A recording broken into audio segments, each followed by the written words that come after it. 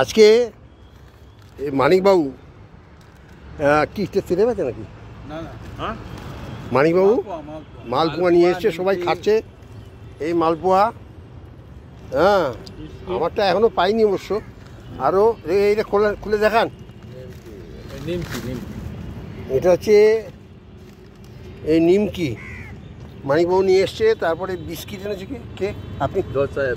গৌতমবাবু biscuit এনেছে, চা এনেছে। আজকে আমাদের সদস্যর সংখ্যা 10 জন। 4, 8, 9, 10 জন।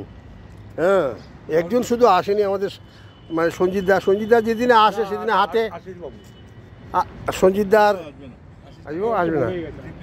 সঞ্জিতবাবু আসলেই হাতে ইয়ে নিয়ে আসে, ব্যাগ নিয়ে আসে। তো আজকে আসেনি, আর কি করা যাবে? হ্যাঁ, মেনে নিতে হবে। ক্যাপ্টেনবাবু কি বলছেন? আগে এই যে মালপোটা, হ্যাঁ, সেই মালপো খেয়েছিলাম, সঞ্জিতদা খাইয়েছিলেন। আর এই মালপো খেলাম, মানিক দাদা খাওয়ালেন। মানে বারাসাতের মালপোর সঙ্গে কলকাতার মালপোর এখন কম্পিটিশন চলছে। এটা মালপো বলে, হ্যাঁ, এটা মালপোয়াই। ঠিক আছে। তারপর আমার কিন্তু, আমি কলকাতাবাসী হয়ে আমার কিন্তু কলকাতার মালপোটাই ভালো লেগেছে। আজকে আমরা সবাই মিলে মালপো খাচ্ছি, বিস্কিট, চা, এসব সব খাবো। আজকে মানিকবাবু নিয়ে এসছেন, আমরা সবাই এনজয় করছি। নরম খাওয়া দাওয়া ঠিক আছে। সাইজে বড় ছিল। হ্যাঁ, এক ভানু বন্দ্যোপাধ্যায় বলেছিলেন যে মাসিমা মালপো খামু। এখন দেখছি এখানে মালপোর মেলা বসে যাচ্ছে। সঞ্জিত কিছুদিন আগে মালপো আনলেন, আজকে আবার আমাদের মানিকদা মালপো নিয়ে এসছেন, সঙ্গে নিমকি, তারপর বিস্কুট, চা, এগুলো এনেছেন আমাদের গৌতমদা। ফলে এই পর্ব চলতেই থাকবে, অমরত্ব এইভাবেই জীবিত হয়ে থাকবে। ধন্যবাদ সবাইকে।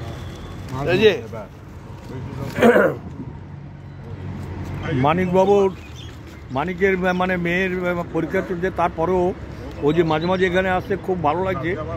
তো খালি হাতে উনি আর এলেন না, আজকে দেখুন মালপোয়া নিয়ে এসছে, নিমকি এনেছে, খুব ভালো লাগছে। মাঝে মাঝে আনুক, খাওয়া যাক।